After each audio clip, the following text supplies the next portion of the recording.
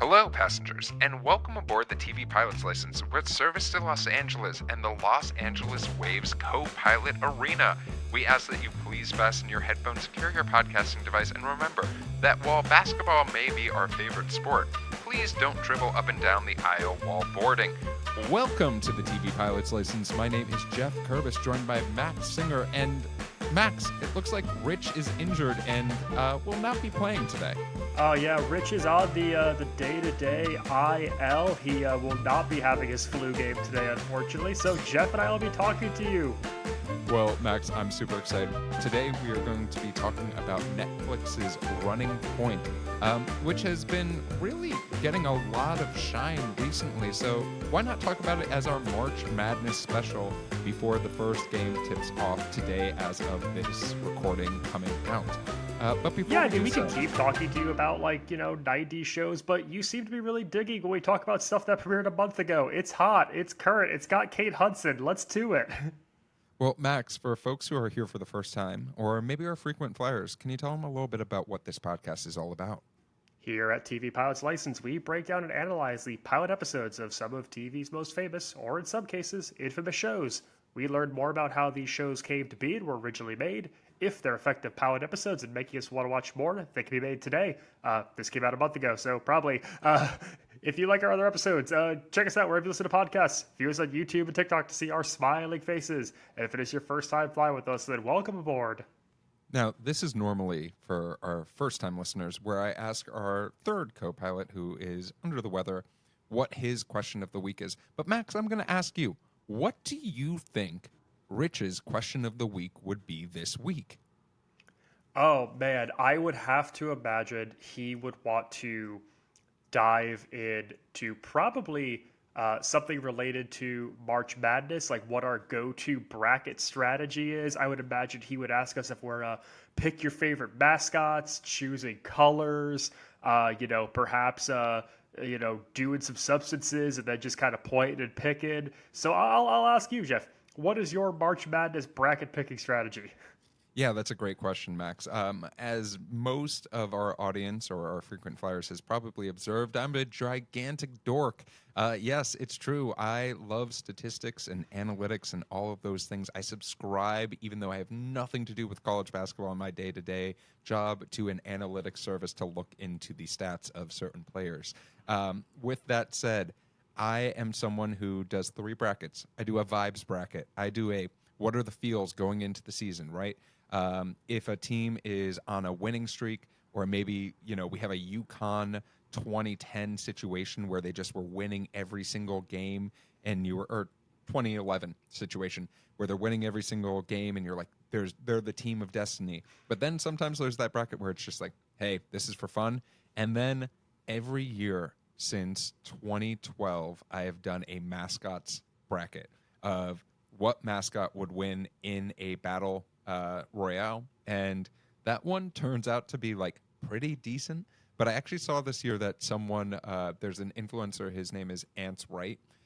He is doing a bracket challenge where the bracket that is the least correct wins $1,000, and I am here for that concept. I think we should be doing more of that, of just get everything absolutely wrong and see if you can have 100% wrong bracket. Yeah, I'm a vibes guy as well. I want to see mid-major 12 and 13 seeds pull off upsets. In that realm, I'm kind of a mascots dude. If I like your nickname, if I like your logos, I will probably pick you. I tend to really gravitate towards any like UC system schools that I don't personally have any affiliation with. So if you're like a UC Irvine Anteaters, or this year people are really buzzing about the UC San Diego Tritons, I'm probably going to pick you to make some noise, stir up the pot a little bit, get some upsets going. Well, What do you think, though, would have been Rich's question of the week, that's a Jeff? solid question, Max. And I was thinking, how do I get into the mind of Rich? And the mind of Rich is baseball. And I think Rich is curious if folks think more of March as the beginning of baseball season with opening day, or that of March Madness, to which I would yell at Rich and say it's literally called March Madness. It's not called March opening day. More of March is dedicated to college basketball than it is to the MLB season. You have to be really in it to get that invested in spring training. Yeah, I mean, I understand there's more games going on that are baseball related, but it's literally called March Madness, and it only has to do with basketball. So, yeah, Rich, hypothetically, suck it. But And Rich, leave us a comment below with what you think Rich's question of the week would have yeah, been this exactly. week. Rich, I'm really curious about what your question of the week would have been. But thank you, Max, for entertaining me on that fun little segment. Let's talk a little bit more about Running Point. And we're going to start off with a quick synopsis. Isla Gordon, overlooked her whole life, is appointed president of the LA Waves basketball team, a family business. She aims to prove she was the right choice despite skepticism, which, based off of what we saw, I think almost downplays what this show is truly about or truly is. So, Max, can you tell us a little bit more about how this show got made? Today, we are talking about the pilot of Running Point, which originally aired on February 27th, 2025 on Netflix. We're talking about the show's creator a little bit today, Mindy Kaling. A six-time Emmy nominee and Tony Award winner, Mindy Kaling graduated from Dartmouth, having interned at Late Night with Conan O'Brien, and moved to New York City. In 2022, she writes and stars as Ben Affleck in the play Matt and Ben, which is a hit at New York Fringe Festival. It was named one of Time Magazine's top 10 theatrical events of the year. The success of Matt and Ben, along with the spec script, landed Kaling a spot in the writer's room for The Office in 2004. At the show's premiere, she was just 24 years old and the only woman on the writing staff.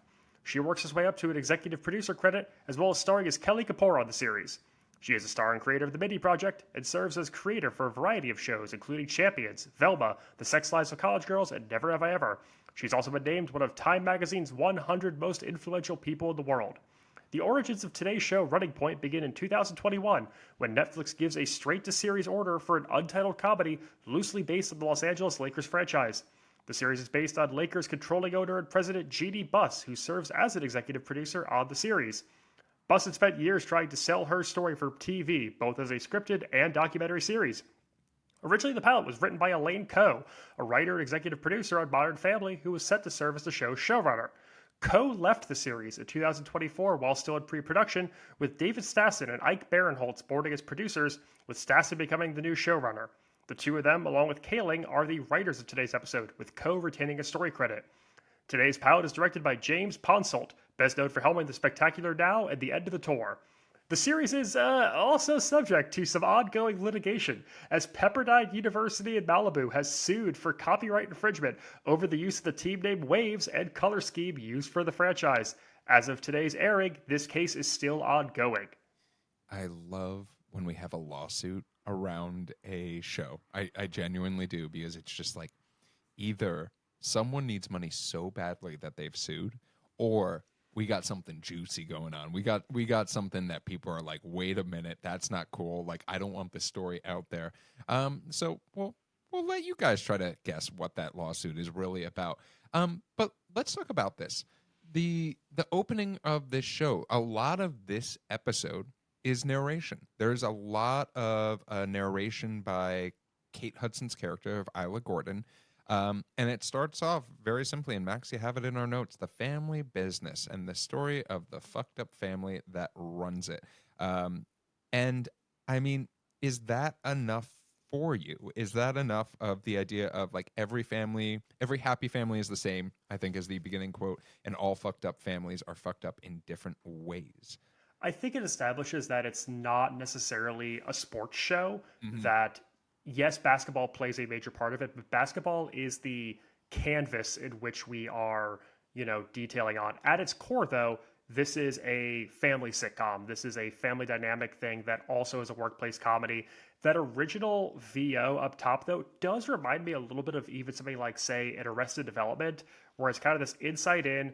We have a main member of the family. This, I believe Michael was also a middle child, perhaps, in Arrested Development. Correct me if I'm wrong there. But, saying, I am the person in this family who's going to be guiding you through it. I'm your protagonist, and I'm going to be detailing the story. And then we get all of the family. So it does feel very similar to that in a few ways. Yeah, I do think that it's important that we get this meet the family, or this before why is this day different than any other day situation, a sort of establishment of how was this organization run before today specifically and before everything happened? Like, please give us some grounding. In talking about giving some grounding, I think that it's important. While this is not explicitly a sports are everything, and we're going to talk about the strategy of basketball, right? This is not Showtime on HBO. Instead, this is, let's talk about the idea of one NBA franchise, or in this situation, they don't name the league, uh, being so dominant. Because there's one scene, and this is like just right at the top of my notes. How many fake Larry O'Brien trophies do they have in the office of the president of the Los Angeles Waves? It's something like 15 or 20 of them. And I'm just sitting here being like, wait, what? Like, they won, it looked at one point like 6 in a row. That's insane. And Yeah, is that believable? this is big. Everything we get introduced to with the LA Waves is they're the greatest franchise in the history of the league. We meet a player, and it's not just like, oh, this is, our captain or our star. He's a 12-time All-Star. He's a future Hall of Famer. And every time they get into the basketball of it, I'm like, you're teetering on the brink here. Like, you're really in danger. You're almost making this team too good. And I kind of kept going back to that, where it's like, you're going to have to show me that the Waves are deserving of all of these accolades, because that is a really precarious thing to layer on just how good this team is supposed to be. And it goes back to the idea of something that we've commented a lot about, and Rich is always talking about when writing a pilot. See, we want to see people who are doing their job be good at their job sometimes. This might be too much. You might be, or might be, setting the standard of the idea of, if we were just meeting everyone and it's like, oh yeah, they're still a winning franchise and this is their chaotic fall to the, or crumbling to the ground, might be interesting. But there's a very important thing that Isla says, and she says, oh, we've had a few couple of hard years as a franchise. And some might say that we are trusting the process of trying to build back up. But I'm still believing that we can be a great franchise. That Oh, does Jeff, sort of, you're confusing your NBA franchises. You're talking about the Philadelphia 76ers. This is so clearly the LA Lakers. yeah, we are on the West Coast. But I think it is important that we do get that grounding of like, hey, it's not always success. It's not always just championships after championships. Right now, this team has some work to do. Um, but that brings us into the idea of, why is this day different than any other day, Max? Why are we just now entering the story Oh, of that's simple, California? Jeff. The answer is crack cocaine.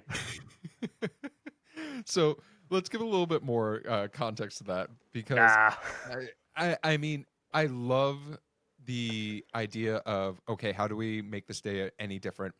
We have Justin Thoreau crash a car into a bunch of Dutch tourists, and then say the what a great line, that I have a drug problem. I'm addicted to cocaine and crack.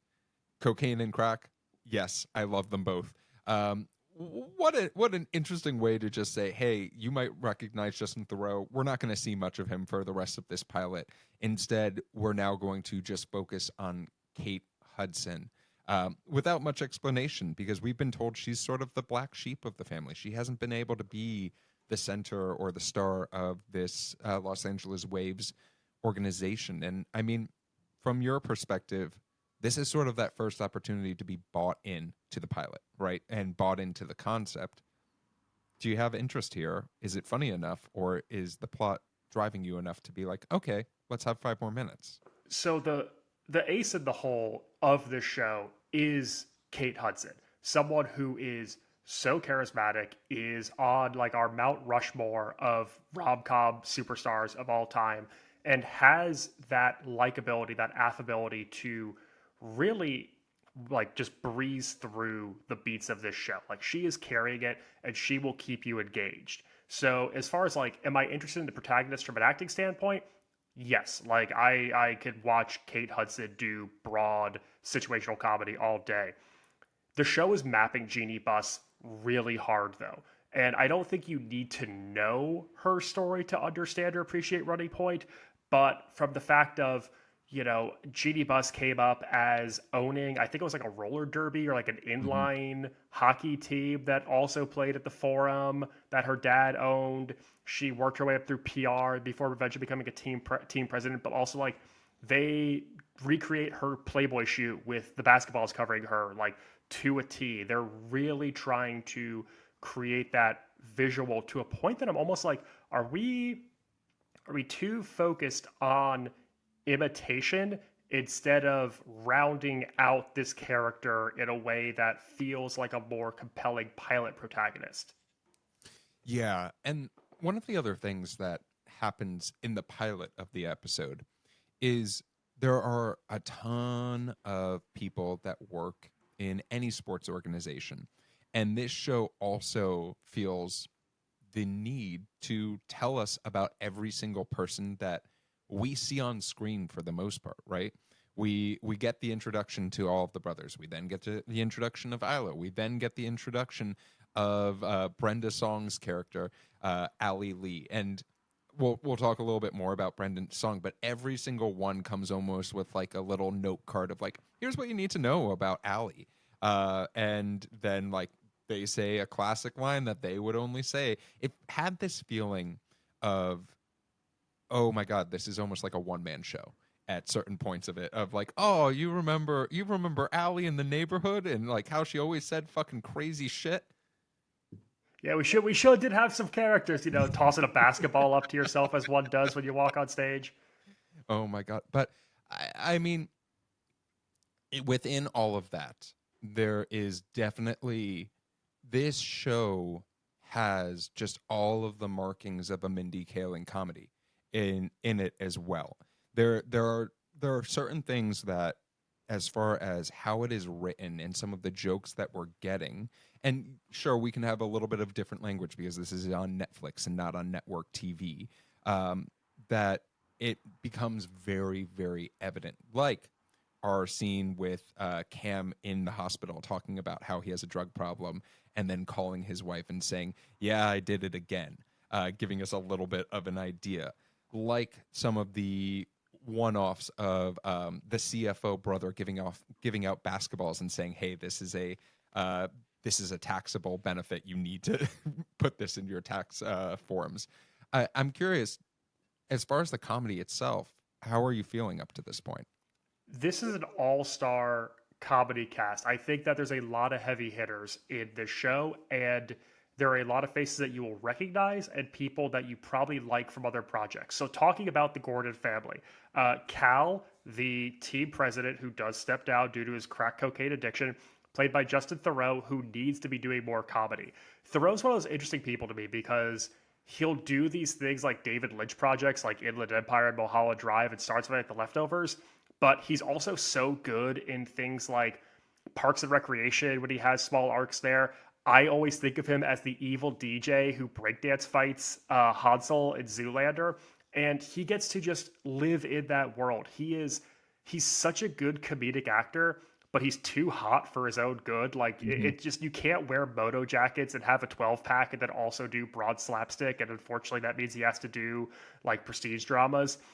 Breaking down the rest of the family, the middle brother of Ness Gordon, was it CFO? He's played by oh god, what's his name? Scott MacArthur, who is excellent in No Hard Feelings across from Jennifer Lawrence. He had a great arc in the first season of Righteous Gemstones. And then we have the half brother, the absolutely hilarious Drew Tarver, playing Sandy Gordon. You may know him from the other two at Comedy Central and on Max. I'm really excited to see Drew get this big like Netflix opportunity because I've seen him at UCB for years out here in LA. I loved him on the other two, and now he gets to do this like really wider project. And then of course you mentioned Brenda Song, London Tipton from Sweet Life of Zack and Cody herself. There's heavy hitters here. There's a lot of pieces that can deliver excellent comedic performances. Do you think that they are served by the subject matter though, Jeff? I do and I don't. So let me speak more to that because inherently we have talked about a lot of different shows where we love a workplace comedy, right? Veep is, I almost just called it VP. I don't know why. Veep is a really good example of that, of, you know, let's take something that we think runs a certain way and just show how screwed up it actually is on the inside. And I love that concept of it. I think that there is also the extra work you have to do when doing a show like this, where there might be an audience that might not necessarily be all about basketball, Hmm. if that makes sense. And now you have to educate them and put that into the writing and the extra jokes of it. So, like for myself, I love basketball. As I said at the top of the podcast, it's my favorite sport. But as far as this for me, I didn't need that explanation, but I could see how maybe for a pilot, as we just talked about the pilots, it might muddle it a little bit. But I did see a lot of great things where I was like, ooh, like Brenda Song had a really great opportunity there and just murdered it. Like every time Song, there's one moment in this pilot where she's getting everyone's attention and she just fully gutturally screams at everyone. And I was like, yes, I It need, chucks the basketball at the yeah, court. and just Incredible. like I just need that. Justin Thoreau smoking crack in his car before he gets into the accident and just letting him be the buffoon who's high as hell. Great. There's a joke in here. We didn't talk about Uche Agata, but Uche Agata has one line in this pilot, and it's one of the funniest fucking things I've ever heard in my life. And we're going to talk about it at the end in my things that I love. But there's so much great stuff. I think it is a little bit weighted down by the basketball of it all. Okay, so I think we're on the exact same page here, which is that there's a really good family sitcom that is also trying to get into this world of hoops. So, like, stuff for me where I kind of felt like I appreciated it, but it was more of like a fun chuckle than a belly laugh. Is like the Fox Sports talking heads played by John Glazer and literally Jalen Rose, like getting into stuff like that, or even the actual basketball sequences themselves. We don't see a ton of hoops in this, and it's hard to not think about Winning Time because Jeannie Buss is a Sure. prominent character on that show as well in its 2-season run. But they had cameramen on rollerblades and ramps capturing the high flying antics of the Showtime Lakers. And this one, we really don't see a lot of hoops. Like, I'm not super bought into the commentary about basketball. I'm not super bought into the team of Mhm. basketball. I'm not bought into like the players we even meet, and we will talk about the players that we Yeah, meet. we definitely need to talk about the players. But I think that, Max, you got onto something really good. And maybe this isn't a basketball show in the sense of even the pilot doesn't try to focus on it too much. Maybe the pilot is trying to do that lifting of, hey, you don't know basketball? Don't worry about it. This is Kate Hudson, and Kate Hudson plays Jeannie Buss. But we aren't calling her that because it's a comedy. So because we don't want the Lakers to be assumed to have done any of the things that we see on this pilot. Max, you talked a little bit about the players, and I think it is time to talk about one of the things that I was not expecting when I turned on this pilot that I then got revealed, and that is there's a Hanks in this. And it's not Tom. It must be Uh, Colin then, no, right? no, not Colin either. What if I told you it was Chet Hanks looking like a goddamn brick house at 5'10", So, supposedly being. somehow, Chet Hanks has the inflatable arms from when SpongeBob is trying to intimidate people. And you know what, Chet? We're not saying this out of spite or like out of anger. We're saying this. I'm more so impressed, but I never would have. If you were to say, what's this pilot need? Chet Hanks playing Chet Hanks, who happens to also be decent at basketball, was not what I expected in this pilot. And I want to hear from you because when I watched this initially, I was like, "Oh, Max, there's a fun surprise in here." What did you think of the Chet Hanks experiment of it all? Unironically inspired casting. Sometimes someone who isn't necessarily the most prolific actor just fits a role correctly. I'm almost reminded of Nicole Richie in Good News, that NBC sitcom, criminally underrated, where they just work. They just fit a personality type. And seeing him as this egotistical, like could be budding star, but getting into his own way, being able to use Hanks's own hip hop experience, go and look up Chet Hayes on YouTube, go look up White and Purple, his remix of Wiz Khalifa's Black and Yellow about going to Northwestern, and realize that Mindy Kaling probably saw White and Purple, and she probably saw there was an opportunity to take that personality and channel it into this role of someone whose own head is blocking their path to stardom. And he does a perfectly serviceable job in this. Yeah. He is better than I expected. I like that they're giving him a human arc and not just making him a buffoon or a joke. I think that'd be really easy to do, and I don't know. It works for me. It actually works for me.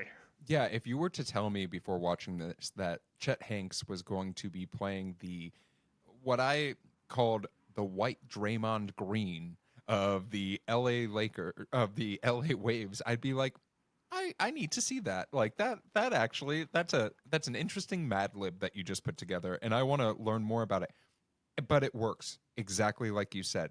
There are moments that they really just, it seems like, let him shine and let him be comfortable with that moment. And like, it goes to show that you don't need to, because there is a version of this show where the casting director was like, oh, there's this TikToker that's really big and we're going to put them in this role so that we get the youths to watch. And that could be a choice. This was a better choice. This was a more interesting choice for me where I was like, I just want to like watch what happens with Chet Hanks. And I think one of the things that they did that was super smart in this is like any team, you have a bunch of personalities put together, and having this character, having Bugs, be this like really big and like flashy player, then to be surrounded by a lot more muted personalities, including the Marcus Winfield, who obviously is supposed to be like the Kobe Bryant-esque character in this, is a really good choice, because then we can have multiple different types of stories or issues or plot arcs that we're dealing with, maybe not even just in this pilot, but throughout the season itself. Yeah, it would definitely be easier to make Bug, Chet Hanks, the butt of the jokes. Instead, they kind of pass it off onto Nouse, who's like the Eastern European big, just like kind of the goofy, Eastern European dude. I don't know with Winfield though if I'm totally bought on him as this generational superstar, and I think it's that's that thing of like it's too big for me. Mm-hmm. Like, when you have a show that features a band or a singer, the song, the hit has to be that good. I don't know if I bought in on Winfield and his story. I appreciate his assistant delivering a giant novelty sized candle to Kate Hudson's office because he doesn't talk to people directly. But if I'm going to see a superstar, I want you to exude Mm-hmm. superstardom. Mm-hmm. I want to see Jamie Tart. Like I want to see, someone, this is of course going back to Ted Lasso, someone who is so big and knows it. I don't think this like introspective, I don't talk to people, but like I'm super egotistical thing works. I feel because everyone else is so big and broad. Like I also want to see that superstar be big and broad. I want to see them earn it. I don't think subdued and introspective is as interesting of a look into a character. Yeah, I would definitely agree that issue of when you say someone is amazing at something and you don't see the evidence of that, it makes it Yes. tough. It makes it very tough to buy in. So I want to move us a little bit forward, and as much as I love talking about basketball, I want to talk about the we meet a character by the name of Jackie, this vendor who seemingly is inconsequential, right? Played by Fabrizio Guido, and this is a moment where on its face I was like, interesting. we get a tale of two cities. We get this very rich family that's running a basketball team, and then we get to go down to like the lowest of low parts of the organization. Literally, the person who is passing out popcorn and or cutting the meat in the VIP section, working that butcher's counter. Without knowing what you know now, because we'll talk about that in a bit. What were your thoughts when you saw this? I thought we were Ted Lassoing with taking this person who's a low level staffer for the organization as a whole, like literally works for the arena, works at concessions, and is somehow this basketball savant, that he's going to be the guy that's going to be drawing up plays on the whiteboard, and he's going to be working his way up through game tape, and we're going to follow his arc that way. And I was like, I don't know, that there's too many things here. Also, for a show that is supposed to be about the Gordon family, at face value, I was like, why are we spending this much time, this many scenes following someone who is not a member of the Gordon family? It feels like a shiny object to spend a lot of time on. This is a plot line that we really dive into. And for me, I kind of felt like when you only have 20 some odd minutes, it was a little distracting. Yeah, I think that's entirely fair. It definitely is something that you're sort of like, why is, I think, the thing that comes across without having the reveal at the end. But it's also one of those, there are moments, then there are lines that are very like sweet, and you're like, oh, this is a different character. This character isn't cursing every 4 words. This character is talking about how they had a rec center that was built by the Gordon family and how meaningful that was to them. It's a very much a, while I like to look at Allie Lee, the character of Allie Lee, and Jackie as opposite ends of the spectrum, and we have Isla right in the center as like, Isla is chaotic neutral, right? Where she is, she's creating chaos, but like some of it's good, some of it's bad. Then you have Jackie, who's just this great kid, and then you have Allie, who is literally just yelling at anyone and everyone who gets in her way. So it does provide some form of balance, but we don't get much interaction to say, is that balance necessary at this point?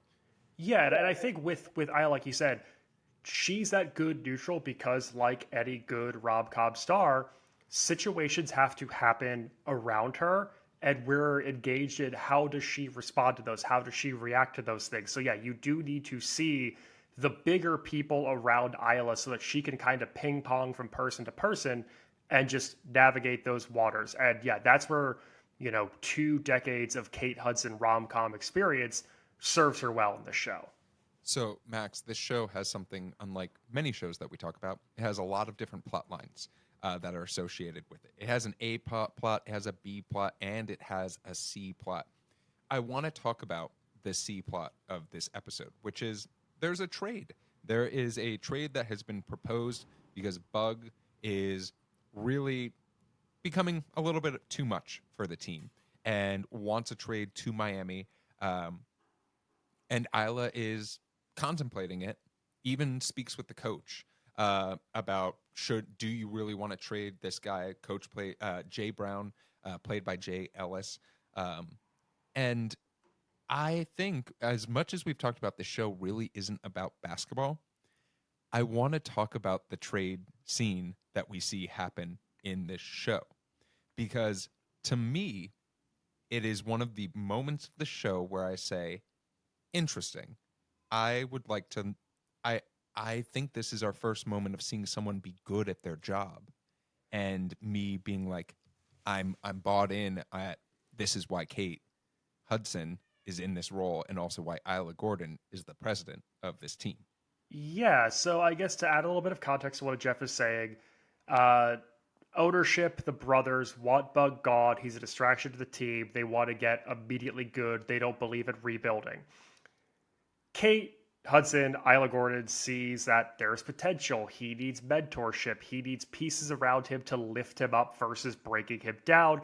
And she wheels and deals this 3-team trade in the middle of the night with people in bed and on airplanes that nets the Waves no players, no picks, just a lot of salary cap room so she could sign a 2-way contract player out of the D League, which is funny because it used to actually be called the D League, and then Gatorade bought the rights, and now it's the G League, but they call it the D League in this show. It's one of the few NBA terms that actually is kind of accurate here. And yeah, it's the first time where we see her wheel a deal. She is an executive. She steps up to the plate. Sorry, mixed metaphors. And she does, in fact, pull off this move that is high risk. She's done this trade. She's made this deal. She's good at her job because she got parties to agree to something in the middle of the night. But if it fails, she fails. And I do think that is the best setup for episode 2, as opposed to some other cliffhangers in this episode. But knowing that Isla's career and rep is on the line based on how this trade goes, that can carry over into a next episode and feel compelling.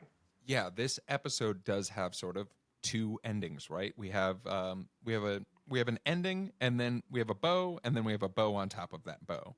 And the first one being Isla's big speech to the entire team, the entire organization, being like, I'm the new president. Let me properly introduce myself. These are the things that happen. We get my favorite line in this entire pilot, which I'm going to talk about in things that I loved.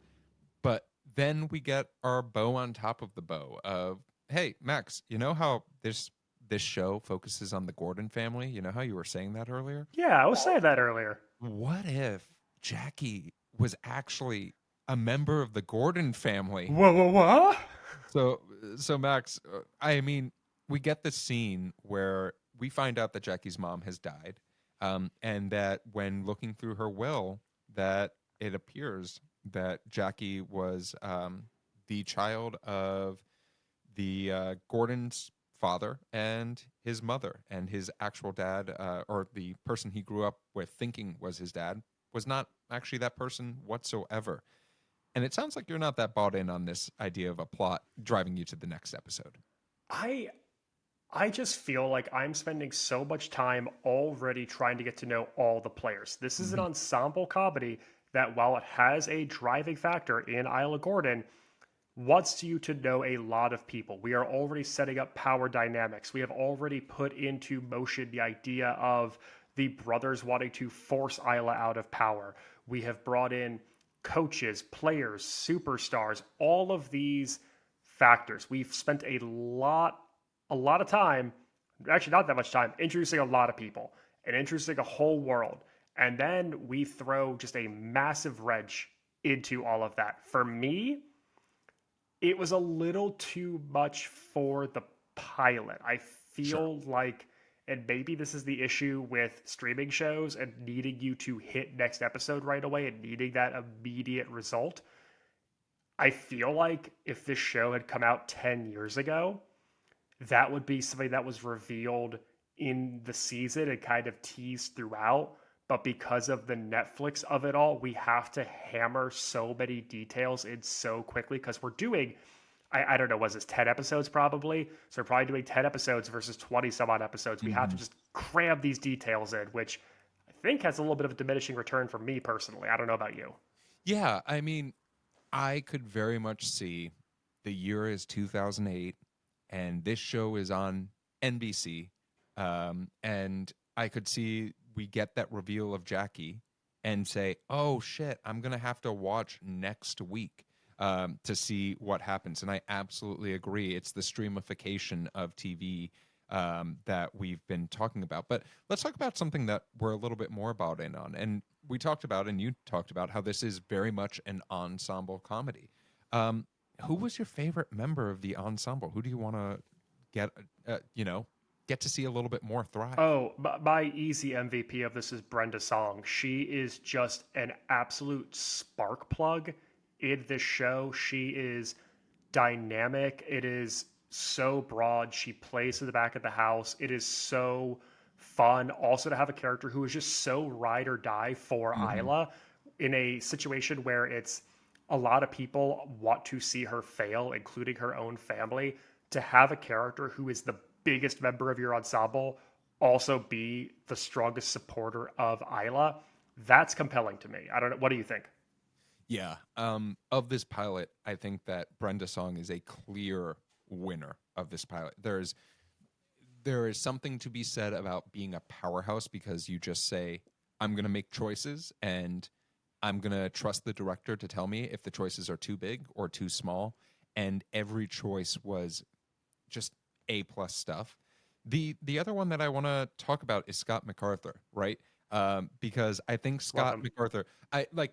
Let me be clear. I think Kate Hudson does an amazing job in this role. Kate Hudson is Kate Hudson for a reason, and there's a reason that she's the star of this. But if I look at Scott MacArthur, I say, wow, they do such a great job of giving just enough exposition of this character that I'm like, oh, he's the lovable middle child that, like, is a little bit of a doofus and definitely has a big heart, but also has made some mistakes in the past. And like that one scene of him looking into his phone to see if his hair is thinning and just the dialogue in that moment, I was like, I want to know everything about Ness and I want to know like what his background is. And I think it's just such a great character. But that is this pilot. And Max, we talked a little bit about the ensemble and those cast members that we love, but are there any other things that you loved about this pilot that you maybe want to give a little bit more shine to?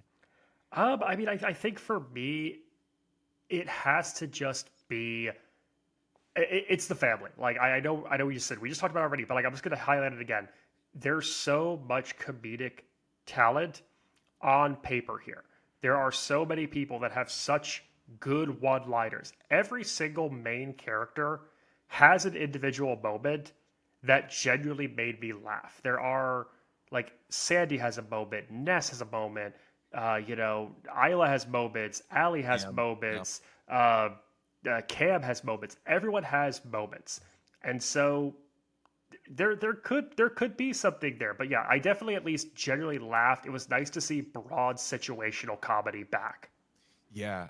For myself, um, there are moments in the script where I just genuinely laughed out loud. And I said that there was one line that I was just cracking up about. When we have our D League player, um, Dyson, come in and he says, "Sorry, I'm late. Somebody died on the bus I was on. Had to wait for a new bus." I was like, Jesus Christ, that might be one of the funniest things I've heard on Netflix in forever.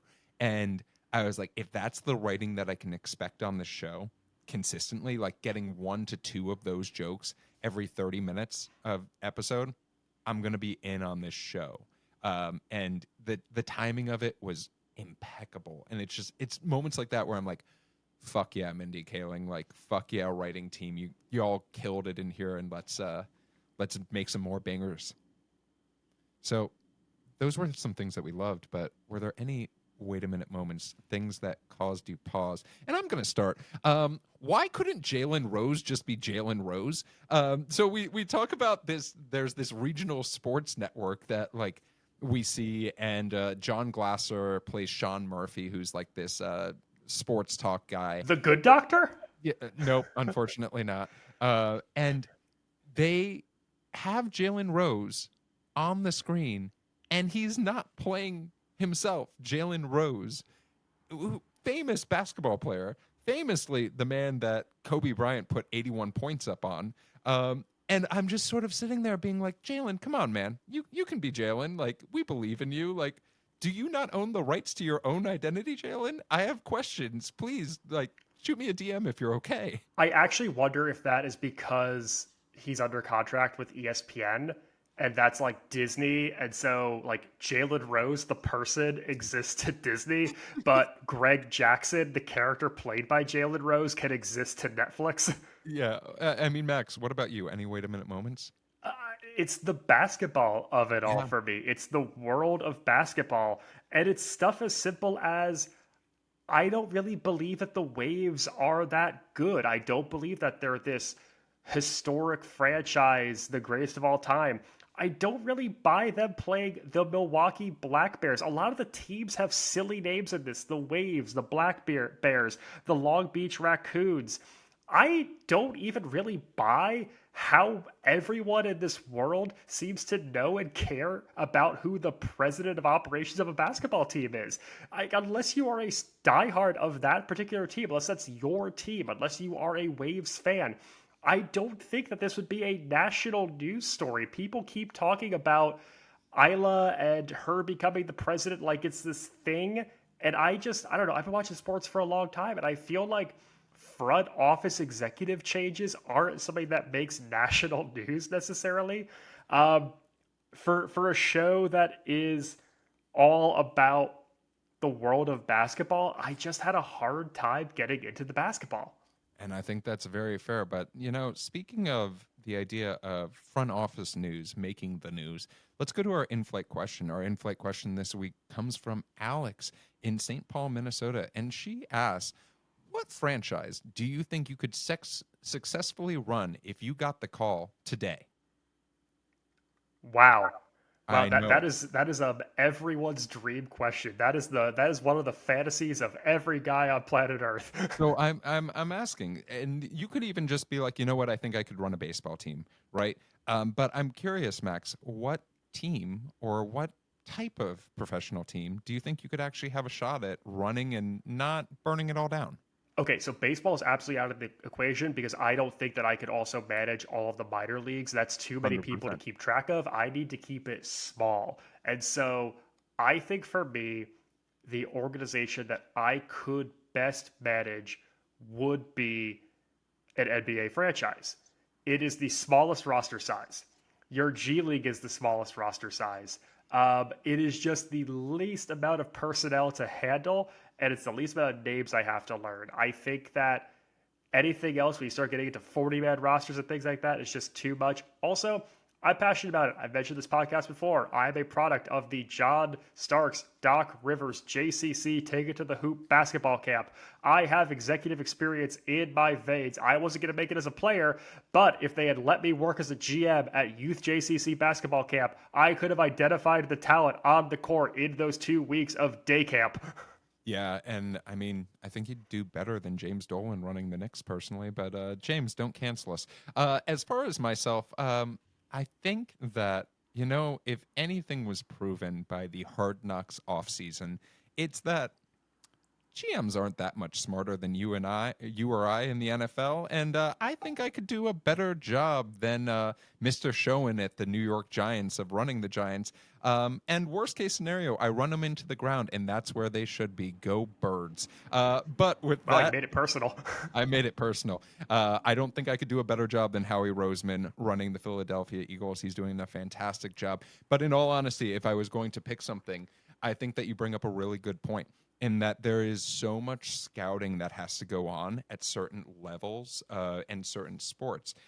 With football, you have not only the 52 guys on your roster, but you have an entire practice squad, and then you manage all of these scouts across the country who are watching college football players, and you bring them in and you say, hey, who do you like? But you hopefully have people who are good at their job doing that as When well. I found out that GMs also are managing all of like the personnel, Yeah. all the staff, like all the office workers, that you're also just running the day to day of the corporate world, my mind was blown. I was like, how does anyone focus on like Scott and accounting, but also trying to draft the best players possible?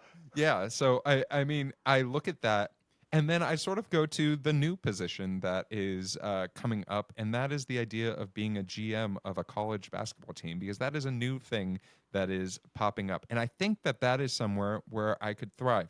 You're still dealing with agents, you're dealing with the coach, but you let the coach be the coach, and you focus on how do I get the best players around the country onto my team, while also dealing with, we can talk about the ethics of an NIL agent, but that's for another podcast. I Uh, assume that biology professors are not coming to you. yeah, exactly.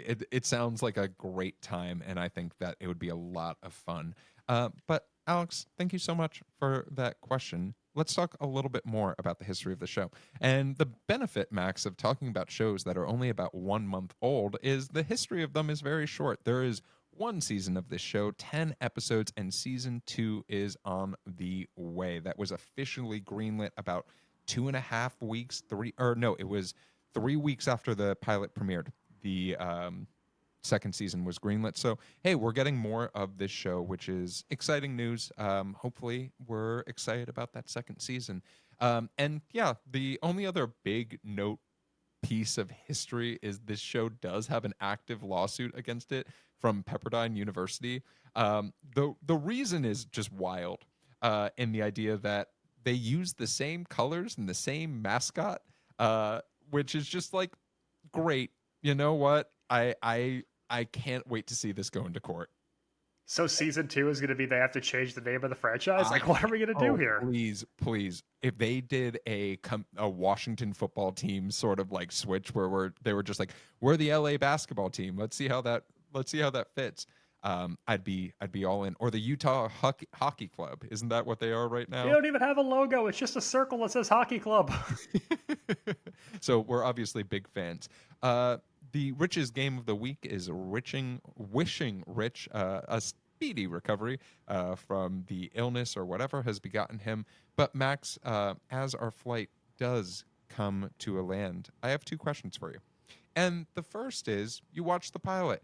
We got two endings to this pilot. We got even a plot twist. Are you watching the second episode? And then the second is, this show did get greenlit for a second season. There's obviously an appetite for it somewhere, somehow. Do you think it should be getting a second season? Do you think there's space for these types of comedies on streamers, or should they just be on network?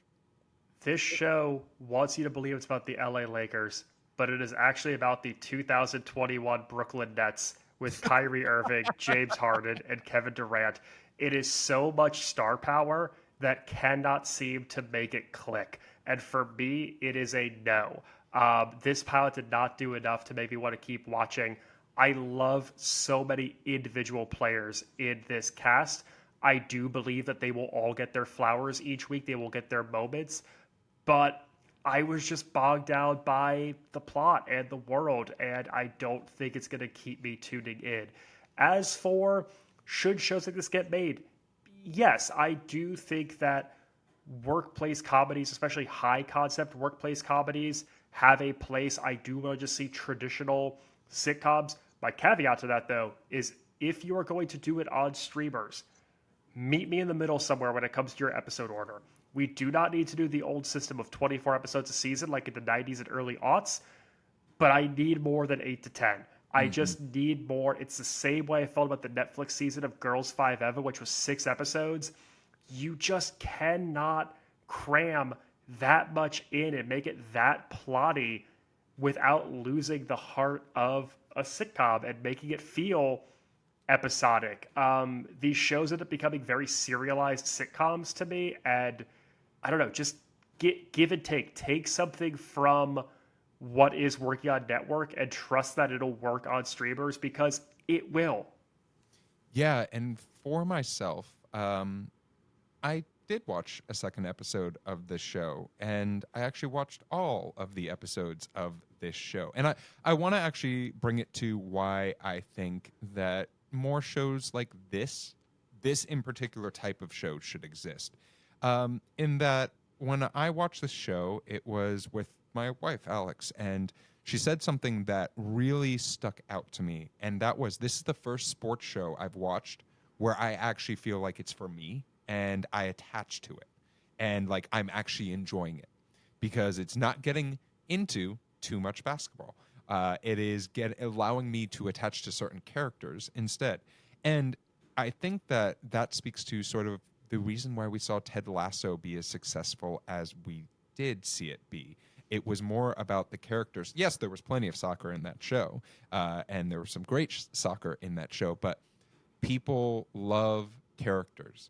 People love stories and plot arcs that they can attach to and watch them develop. And I want to see more stuff like this. This is not me, Netflix, saying put Kate Hudson in a football show or put Kate Hudson in a professional baseball show. But No, this but is, put Kate Hudson in more things. yeah, put Kate Hudson in more things because absolutely killing it. But two, I think that when you're considering a show like this and whether or not you should greenlight it, there is something to be said about seeing shows that speak to audiences that aren't traditionally spoken to in these types of programs. And hey, there's something to that, and usually it's subscriptions in Netflix's case. Well, Max, that is our show. But before we go, I want to make sure that folks can find you. Where can folks find you? You can find me hitting up the carving station at the Waves game for more beef. You can find me on all things social media at Maxwell Singh. You can find me open in the corner for that three-pointer for the wind. Oops, I missed it. Better luck next time. But if you're looking for me on social media, you can find me at Run Jeff Run. If you're looking for the TV Pilot's License, you can find us anywhere you listen to podcasts. You can also watch our smiling faces on YouTube. Make sure to follow us, subscribe, leave a comment, or rate our podcast. It does really help us out in general in making sure that more people become frequent flyers at the end of the day. Maybe you have an in-flight question for our next episode. You can actually leave those. We have a submit a question at tvpilotslicense.com, or you can shoot us a text or leave us a voicemail at 213-290-1713. Make sure to watch out for sneak previews of some of the stuff that we have coming up. But with the plane landed and the seatbelt sign-off, we look forward to flying the bright skies of the TV world with you until soon. Until next time, keep your eyes on the skies and your fingers on the deck. We watched some basketball. We talked about basketball.